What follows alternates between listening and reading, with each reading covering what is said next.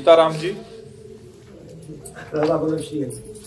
श्री हरिवंश महाराज श्री, आपके चरणों में कोटि कोटि वंदन महाराज श्री। आपकी अहेतु की कृपा से श्री वृंदावन धाम में एक कुटी बनाई है। आपके श्रीमुख से निम्न प्रश्न का भाव स्पष्ट हो जाए तो हमारे ऊपर अपार कृपा होगी। पहला प्रश्न, क्या साधना और कृपा का परोक्ष या अपरोक्ष संबंध है? कृपा से साधना प्राप्त होती है और साधना से कृपा का अनुभव होता है। समझ पाए? साधना शब्द की अंतिम अर्थ वृत्ति है कोई चाह न रह जाना। साधना, कोई चाह न रह जाना, अचाह हो जाना ही साधना का अंतिम फल है। साधना क्या है? मन, बुद्धि, चित्त, अहंकार, 5 ज्ञानेंद्रियां, 5 कर्मेंद्रियां, इनका जो प्रकृति जनित वस्तु, व्यक्ति, स्थान, विषय, इस पर जो आकर्षण है, उस आकर्षण को मिटा करके स्वरूप में स्थित हो जाना या अपने आराध्य देव के नाम रूप लीला गान में इनको समर्पित कर देना, इसका नाम साधना है। बिना भगवत कृपा के न नाम उच्चारण कर सकते हो, न धाम आ सकते हो, न रूप का चिंतन कर सकते हो, न लीला गायन कर सकते हो, न लीला श्रवण कर सकते हो। इन सब में कृपा, जैसे हरिवंश कृपा हरिवंश कहें, हरिवंश कहें हरिवंश लाएं। हरिवंश की कृपा से ही कोई बोल पाता है हरिवंश। जय नाम तेई कृष्ण, उनकी कृपा से हम नाम जप पाते हैं। प्रथम यथामति प्रणो श्री वृंदावन अतिरम्य श्री राधिका कृपा बिनु सबके मननगम। मन से भी वृंदावन को आप स्मरण नहीं करते, शरीर से आने की तो बात जाने दो, बिना श्री किशोरी जी की कृपा के। नाम और धाम और जो रूप है ये नाम की कृपा से प्रकाशित होता है। जब निरंतर नाम चलता है तो नाम रूप को आकर्षित करके उपासक के हृदय में प्रकाशित कर सकता है। और जो लीला गायन और श्रवण है ये तो विशुद्ध कृपा है। बिना भगवान की कृपा के कोई भगवान की लीला सुन नहीं सकता, भगवान की लीला गा नहीं सकता। लीला गायन और श्रवण दोनों में विशुद्ध भगवान की कृपा होती है। इसी को सत्संग कहते हैं। लीला गायन और लीला श्रवण ये सत्य का लीला है, सत्य के चरित्र है, सत्य के गुण है। तो इन्हीं का मन से संग कराना सत्संग कहा जाता है, चाहे वो गायन हो चाहे वो श्रवण हो। तो बिन सत्संग विवेक न हो, राम कृपा बिन सुलभ न सोई। यदि साधु समागम जो साधन का मुख्य हेतु होता है, त्वमय भाव भरोस हनुमंता बिनु हरि कृपा मिले, तो कृपा से साधन का संयोग बना। जैसे मनुष्य शरीर कृपा से मिला, साधु संग कृपा से मिला, उनके मुख से नाम कृपा से मिला, उनके मुख से महिमा सुनकर धाम का सानिध्य कृपा से मिला, लीला गुण श्रवण ये सब कृपा से मिला। अब ये करो तन्मयता पूर्वक तो आप कृपा का परिचय जान जाएंगे। और जहां कृपा का परिचय मिला तो परम पद के अधिकारी हो जाओगे, डूब जाओगे। हमारे परिचय जो प्रारब्धवशात प्राप्त सुख दुख को निरपेक्ष भाव से भोग लेता है और प्रतिक्षण भगवान की कृपा मनाता रहता है और उनके स्मरण में तन्मय रहता है, वो परम पद को ऐसे प्राप्त हो जाता है जैसे पिता की संपत्ति का अधिकारी पुत्र हो जाता है। समझ पा रहे? कृपा से साधना और साधना से कृपा का अनुभव। बस जहां कृपा का अनुभव हुआ तो जानत तुम्हें हो जाए, भगवत स्वरूप ही हो जाता है। महाराज जी, संतों और शास्त्रों में पढ़ने में आया है कि पुण्य पुंज बिनु मिल ही न संता, और एक जगह ऐसा भी मिलता है बिनु हरि कृपा मिल ही नहीं संता। दोनों का क्या एक ही भाव है? थोड़ा सा भाव अंतर कर लेते हैं। सबसे बड़ा सुकृत भगवान का नाम स्मरण है। इससे बड़ा कोई तीर्थ नहीं, कोई सुकृत नहीं, कोई कुछ भी नहीं। इससे बड़ा कुछ नहीं, भगवान के नाम से बड़ा कुछ नहीं। क्योंकि जिन तीर्थों को पावन करने के सामर्थ्य, उन तीर्थों को भी पावन करने के सामर्थ्य नाम जापक उपासक में होती है। तीर्थी कुर्वन्ते तीर्थानि, वो अपने चरण पधारता है तो तीर्थों में पाप नष्ट करने की सामर्थ्य बढ़ जाती है। कहां से आई? नाम से। सबसे बड़ा सुकृत नाम है। जब हम कभी शास्त्र श्रवण करके, शास्त्र पठन करके बात जानते हैं, हम और पुण्यों का महत्व नहीं रखते, क्योंकि अब आप कह सकते हो क्यों?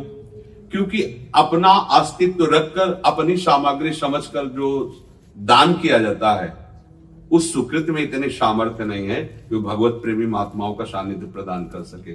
वो आपको कई गुना बढ़कर मिल सकता है, लेकिन उसमें सामर्थ्य नहीं। सबसे बड़ा सुकृत है भगवान नाम। जब कोई उपासक भगवान नाम जप में अपनी रुचि प्रकट करता है, तो उस नाम के प्रभाव से संत स्वयं आकर जब मिले, स्वयं आकर, तो जान लेना कि हमारे सुकृतों का ये फल है। और जब आप अपने सत्संग को सुनकर, महिमा सुनकर, बात सुन करके आप वहां जाने की चेष्टा कर रहे हैं, आपका वहां भाव बढ़ रहा है और आपके हृदय में बिल्कुल निश्चय हो गया कि अब हम संत के समीप जा रहे हैं, तो जो नाम जप से, जो भगवत वार्ता सुनने से आपके हृदय में भाव आया, तो उसमें प्रधान कृपा हुई और वही कृपा आपको उन संत से मिलाकर उसमें मिला देगी। बिना नाम जप के हम किसी सुकृत का महत्व नहीं समझते, और नाम जब कृपा से होता है तो लौट करके हम एक शब्द में कह सकते हैं कि पूर्ण कृपा ही कृपा है। कृपा ही कृपा है। अगर विभीषण जी नाम उच्चारण न करते तो हनुमान जी महाराज बिल्कुल प्रवेश नहीं होते उनकी कुटिया में। तो राम नाम ते सुमिरन कीना, हृदय हरस कप सज्जन चीन्हा, ये सन हट करियो पहचानी, साधते हुए न कारज। पहुंच गए जी, हनुमान जी को देखा, उनके हृदय में ऐसी द्रवण क्रिया हुई, बस लगा या प्रभु का दास। ऐसा हृदय में नहीं हो सकता अन्य के दर्शन से। तो पूछ रहे कि तुम हरिदास हुई, मोरे हृदय प्रीति अति हुई, कि तुम राम दीन अनुरागी, आयो मोहि करण बड़ भागी। हनुमान जी परिचय बताते बोले, अब मोहि भाव भरोसा हनुमंता, बिनु हरि कृपा मिले नहीं। हरि की कृपा क्या? नाम। अगर नाम ना चला होता, अब आप उसे सुकृत कह लें या हरि की कृपा कह लें, सबसे बड़ा पुण्य नाम है। अगर नाम नहीं तो और हम किसी पुण्य का महत्व नहीं समझते हैं, क्योंकि प्राकृतिक पदार्थों को जो आपके पास दिया गया है वो तो भगवत सेवा सामग्री है। आप अपनी मान के देखो, कई गुना मिल जाएगा। जब इतने में नहीं समझ पा रहे तो और कई गुना मिल जाएगा तो क्या समझ पाओगे? एक ही सबसे बड़ा सुकृत है भगवान नाम। हाँ, उसे जब फिर आप सुकृत मान लीजिए या कृपा मान लीजिए, बात एक ही है, अलग अलग शब्दों में उनकी। पर मुझे तो पूर्ण कृपा ही कृपा दिखाई देती है। नाम भी जब करेगा तो कृपा से, और सुकृत का कोई महत्व नहीं। जैसे महाराज मृग, हमें लगता है कि बिरला ही कोई ऐसा सुकृतवान होता है। बिल्कुल अनजाने में अपराध बना ब्राह्मण की गाय, महाराज को गिरगिट बन के गिरना पड़ा। भगवान अपनी तरफ से कृपा करके उनका उद्धार कर रहे हैं। तो सुकृतों की क्या दम है। बड़े भारी सुकृत करने वाले महाराज नहुष देवराज इंद्र के पद पर अभिषिक्त होते हैं, परिणाम स्वरूप अजगर बनते हैं। पूरी कथा है। परिणाम स्वरूप क्या हुआ? सुकृत का फल। सुकृत कोई खास बात नहीं है। नाम जब, इसे हम सुकृत कह सकते हैं। अगर सुकृत शब्द दे सकते हैं तो नाम को दे सकते हैं, और नाम कृपा से चलता है। तो मानो कृपा से नाम में, और नाम से आप उसे सुकृत शब्द दे के कह दे कि संत मिलन हो गया, तो सुकृत मान लो नाम जप की कृपा से, और भगवत कृपा से नाम जप होने लगा। संत कृपा से नाम का महत्व हृदय में प्रकाशित हो गया।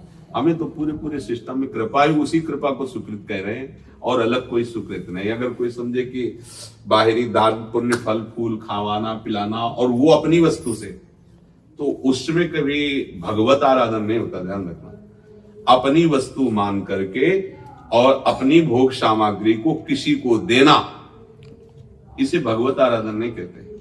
भगवत आराधन प्रारंभ में भी होता है, तो दियम वस्तु गोविंदम तुभ्यम, आपकी दी वस्तु से, आपकी मतलब धरोहर दे रहे हैं, दान नहीं है, धरोहर है, आपने दी थी, आपको दे दिया। तो ये भाव, मतलब अगर हम लौकिक वस्तुओं की महत्ता बैठालते हैं कि नहीं दान पुण्य से ऐसा होता है, हमारे यहाँ इसका कोई महत्व नहीं। कहीं अवसर आया तो उसका है, वो ले लेगा, ऐसे नहीं लेगा, जबरदस्ती ले लेगा, छीन लेगा, आपका है नहीं।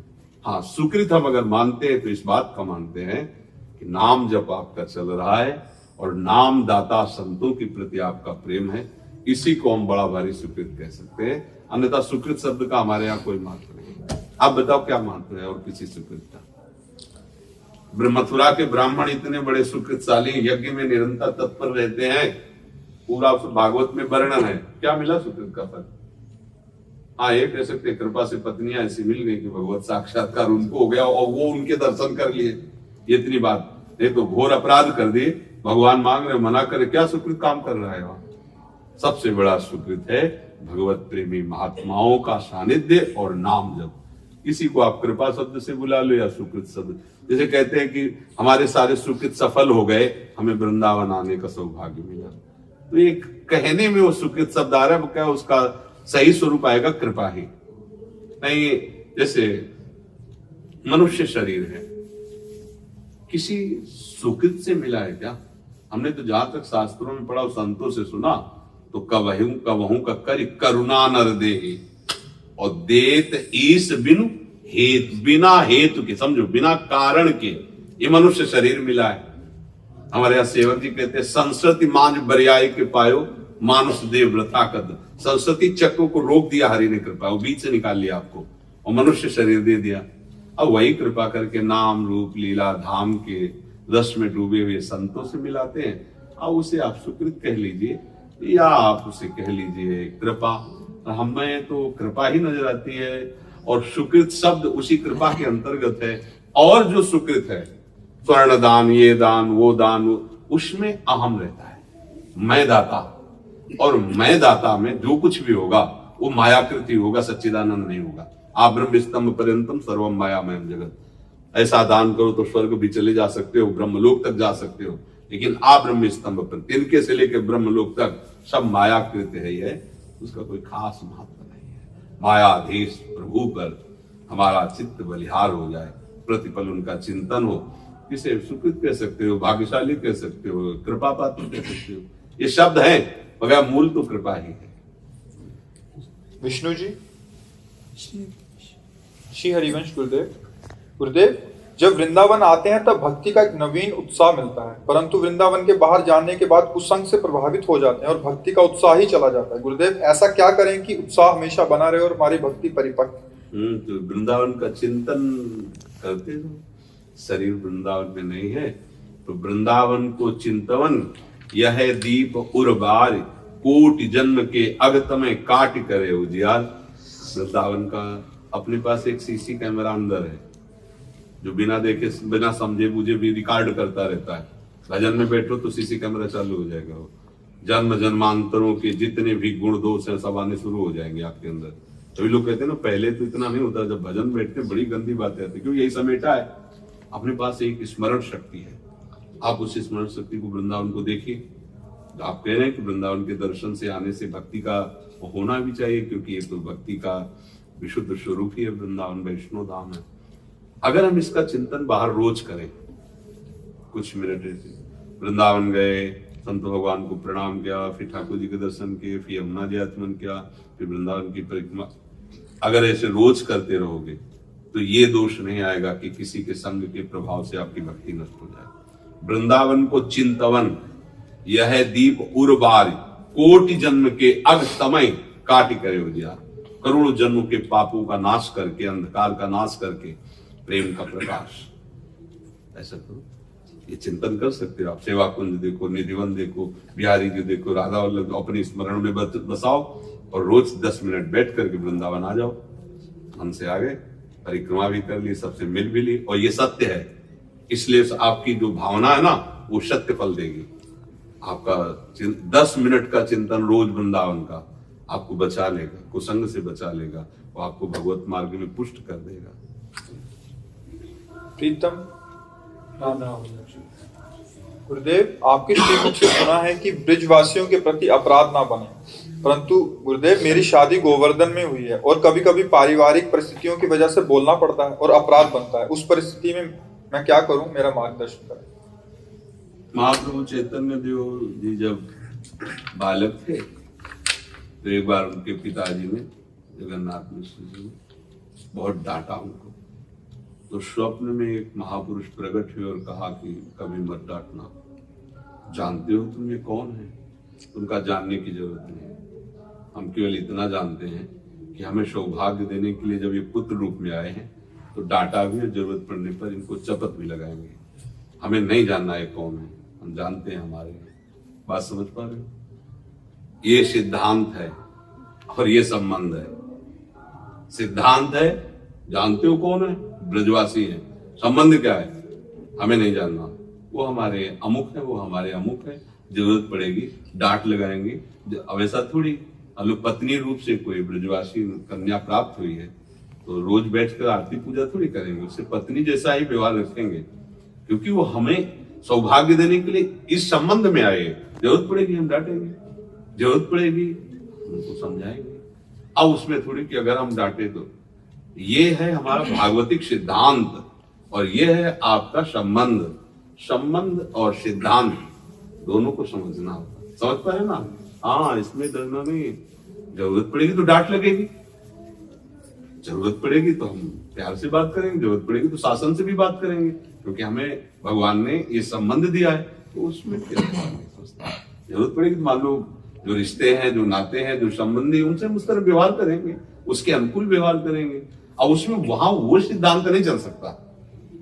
भागवतिक सिद्धांत को हम संबंध सिद्धांत में पूरा नहीं उतार सकते। जैसे भागवतिक सिद्धांत है सब में प्रभु है, देखो, ठीक है, बहन है, बेटी है, माँ है, पत्नी है, हम सब में प्रभु मानेंगे, लेकिन संबंध व्यवहार में बहुत जमीन आसमान का अंतर है नहीं? सिद्धांत है ब्रजवासी भगवत स्वरूप है, वो हमारी पत्नी है, वो हमारे बेटा है, वो हमारे रिश्तेदार है, हमारे नातेदार, उसमें डरना नहीं, उसमें जो व्यवहार है सम्यक रूप से किया जाए। समझ रहे? ठीक है। दीपक जी, श्री हरिवंश। श्री हरिवंश। राधे राधे महाराज श्री। गुरुदेव, मैं फौज में नौकरी करता हूँ। गुरुदेव, मेरा मन बहुत विचलित है। ईमानदारी से जीवन में काम किया है प्रभु, लेकिन जीवन में ऐसी परिस्थिति आई कि अंदर से हिला दिया। गुरुदेव, ऐसा क्यों होता है कि अच्छा काम करने पे भी ऐसा मिलता है और देखा जाता है कि जो लोग बुरा करते हैं उनको उन्नति हो रही है, उनका सब कुछ ऐसा हो रहा है? गुरुदेव कृपया मार्गदर्शन करें। पहले तुम विनोद की भाषा में बोलते हैं। अगर बुरा किसी ने किया है और उसे 8वीं मंजिल पर चढ़ा के ले जाया जा रहा है तो आप उसको खुशी नहीं होना चाहिए और आपको प्रशंसा नहीं करनी चाहिए, क्योंकि वो 8वीं मंजिल से जाके पटका जाएगा नीचे, किसी काम का नहीं रहेगा। बुरे आचरण करने वाला त्रिकाल में भी शांति को प्राप्त नहीं हो सकता। वर्तमान में तुम्हें दिखेगा। क्यों दिखेगा? इसका कारण, जब कोई यहां धर्म विरुद्ध आचरण करता है तो हमारा जो भागवतिक सिद्धांत है उसमें उसके जो पुण्य जमा होते हैं उनको फटाफट दिया जाता है उसको, क्योंकि जब तक पुण्य नष्ट नहीं होंगे तब तक वो पुण्य उसको सही दंड देने में बाधा पहुंचाते रहेंगे, उसको बचाएंगे। तो सबसे पहले किया जाता है उसके पुण्य दिए जाते हैं। सिद्धांत को, आंतरिक सिद्धांत को समझना। जैसे कोई हत्या कर रहा है, व्यभिचार कर रहा है, गंदे से गंदा आचरण कर रहा है और उसकी आपको लौकिक भाषा में उन्नति दिखाई देती है और प्रोग्रेस होता चला जा रहा है, तो जानते हो क्या हो रहा है? उसका जो स्टॉक जमा है पुण्य का वो दिया जा रहा है।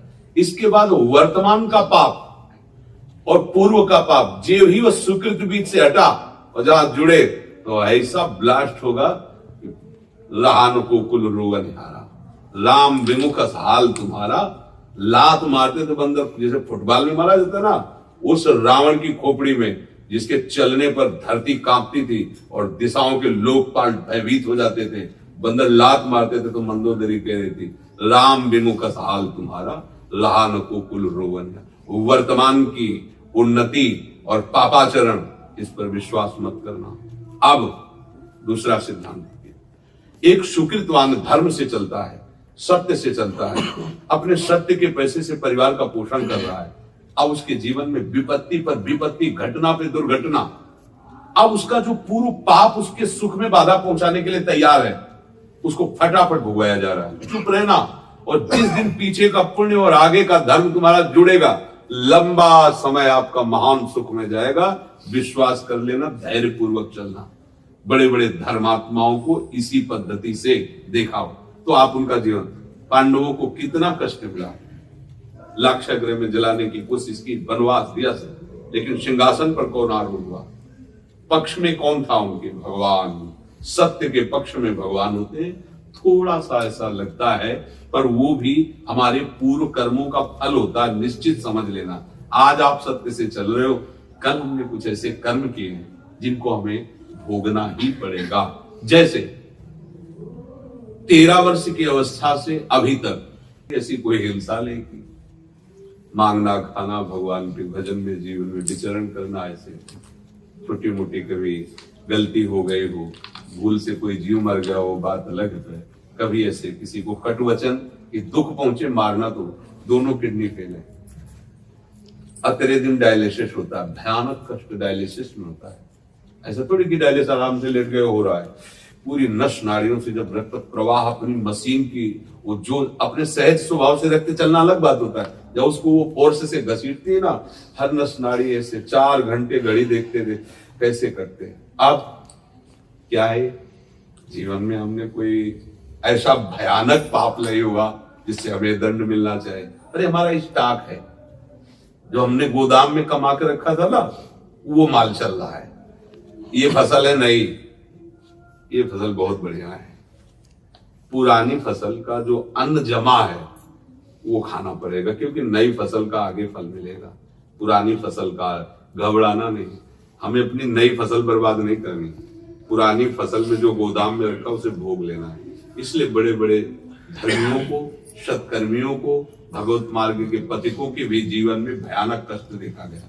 ये भयानक कष्ट है, और इस कष्ट में ये दिनचर्या चल रही, ये लाडली जी की कृपा से चल रही। कितने बड़े बड़े महापुरुषों को देखो कैसे कैसे कष्ट मिले, आखिरी जन्म है। अब जो भी गोदाम में जमा है वो आग लगा दिया जाएगा, उससे जो निकल आया है उसको भोगना पड़ेगा। इस शरीर का जो निर्माण उससे हुआ है, अब इस शरीर को भोगना पड़ेगा। इसलिए घबराओ मत, सत्य कभी दुख नहीं देता और असत्य कभी सुख नहीं देता, बैठा लीजिए। तो सत्य में चलने वाले को दुखी नहीं होना चाहिए। आएंगे कष्ट, ऐसा नहीं कि नहीं आएंगे, और हमारे ही पूर्व आएंगे, हमें कोई नया कष्ट नहीं दे सकता। नया तो हमारा धर्म चल रहा है ना, ये हमें सुखी करेगा। इसलिए इसमें कभी दुखी नहीं होना चाहिए, विक्षिप्त नहीं होना चाहिए। एक बार 2 मित्र थे पढ़ाई में, एक ने गांजा पीना, शराब पीना, गंदे लोगों का संग, धीरे धीरे बेविचार गंदे आचरणों में, वैश्यागमन, अब धन चाहिए तो चोरी, डकैती, हिंसा, वो उधर चला गया। और इसे साधु संग मिला, गंगा स्नान करना, नाम जप करना, पाठ करना, धर्म से कमाना खाना, ऐसे चला। वो कार से चलता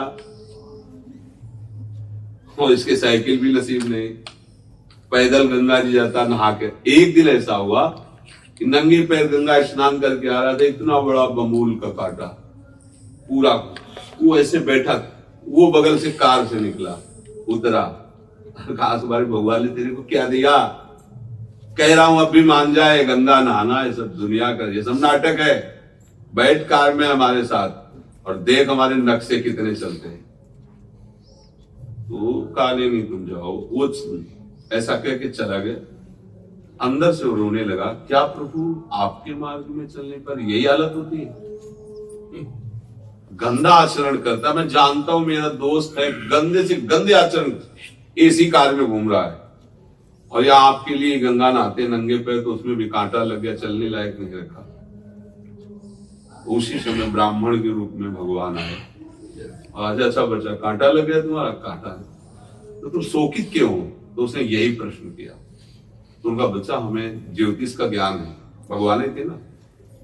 बोले इसने पूर्व जन्म में ऐसे पुण्य किए थे कि इस जन्म में इसे चक्रवर्ती सम्राट बनना था तुम्हारे दोस्त को, और तुमने ऐसे पाप किए थे कि तुम्हें सूली की सजा मिलनी थी। तो तुम्हारे गंगा स्नान और भजन साधन के फल से तुम्हारा पाप नष्ट होकर बबूल के कांटे में निकल गया, और इसका चक्रवर्ती सम्राट का जो पुण्य था वो सब क्षय होकर के ये इतने पे आ गया है। अब जो वर्तमान में पाप कर रहा है इसका सर्वनाश हो जाएगा। तुम जो वर्तमान में गंगा नहा के पुण्य कर रहे हो ना, उत्तम लोगों को प्राप्त होगे, भगवान को प्राप्त होगे, मेरी बात मान लो।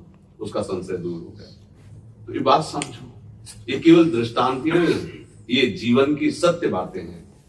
धर्मात्मा पुरुष दुखी देखे जाते हैं। सत्य में चलने वालों को जिस डिपार्टमेंट में भी होगा उसको नीचा दिखाया जाता है, और ज्यादा सत्य पे चलेगा तो सस्पेंड भी कर दिया जाएगा। जाओ घर बैठो, आधी पेंशन में जियो, तुम्हारी जरूरत नहीं है, सत्य की जरूरत नहीं है, ऐसा भी हो सकता है। लेकिन चुप रहो, धर्म से चलते रहो। एक दिन ऐसा आएगा कि आप खुद कहोगे कि सत्य पे ही चलना चाहिए, और असत्य पे चलने वाला एक दिन खुद रो के कहेगा कि मैंने अपने हाथों से अपना नाश कर लिया। पक्का जाते जाते वो बोल के जाएगा, यहां से एक बार वो जरूर बोलेगा कि मैंने गलती की, मैं इसी काबिल हूं। पक्का समझो, कर्म जब ऊपर सवार हो जाता है तो तुम्हारे ही हाथ से तुम्हारा सर्वनाश करा देगा। समय का इंतजार करो। इसलिए कभी घबराना, सत्य पे चलने वाले को कभी नहीं घबराना चाहिए। भक्ति जी। श्री हरिवंश। श्री राधा माधव सरकार की जय। पूज्य महाराज जी के चरणों में प्रणाम। महाराज श्री, पूज्य भाई जी और बाबा जी की शरणागत हूँ। कांता भाव से राधे श्याम का जप करती हूँ। पूरी दिनचर्या हित पद्धति से ही होती है। चतुरासी जी का गायन, राधा सुधा निधि जी अष्टयाम सेवा, प्रिया प्रीतम की। क्या हित पद्धति से होते हुए भी कांता भाव की प्राप्ति होगी, भाव पुष्ट होगा? बिल्कुल।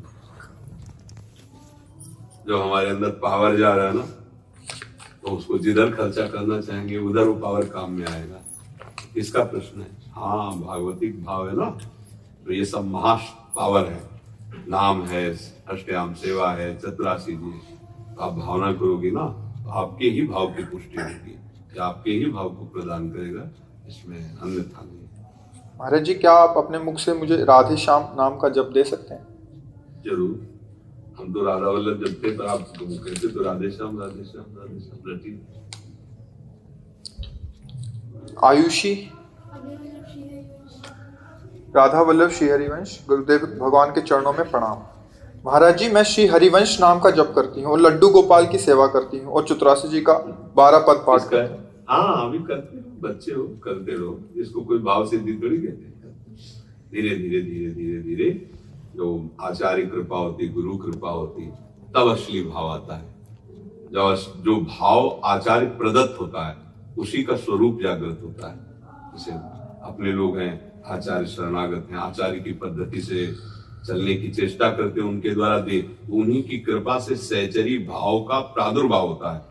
वो हमारी कल्पना नहीं होती, बस उसमें आगे कोई प्रश्न नहीं रहता, वो सब अपने आप चलता रहता है। अभी बच्चे हो, खूब आराधना करो, नाम जप करो, चतुरासी जी गोपाल जी की सेवा करो, किसी की भी सेवा करो, सबको भगवत भाव से देखो, इसी का फल होगा धीरे धीरे। ये अभी हमारी भावनाएं हैं। आचार्य प्रदत्त जो भाव होता है वो त्रिगुणातीत होता है, वो कालातीत होता है। जैसे किसी को गोपी भाव की सिद्धि हुई आचार्य कृपा से, तो अब ये थोड़ी उसमें भाव थोड़ी लगाना होता है। जैसे ये शरीर पुरुष भाव में प्रगट में है, तो अभी थोड़ी लगाना थोड़ी कि हम पुरुष हैं, हम पुरुष, ऐसा थोड़ी सोच रहा है। तो है ऐसे सहचरी भाव जब जागृत होता है तो ये सब भाव मिट जाता है। मैं श्री जी की सखी हूं, ऐसा अनुभव होता है। जब गोपी भाव सिद्ध होता है तो इसी स्थिति में होता है, मैं लालजू की प्रिया हूं, ऐसा उसको अनुभव में आता है। नाम जब करती है। महाराज जी, अपने श्री मुख से नाम लेने की कृपा करें। हम तो जपते राधा वल्लभ श्री हरिवंश, राधा वल्लभ श्री हरिवंश, राधा राधा राधा, इसमें जो मन भावे सो जपो।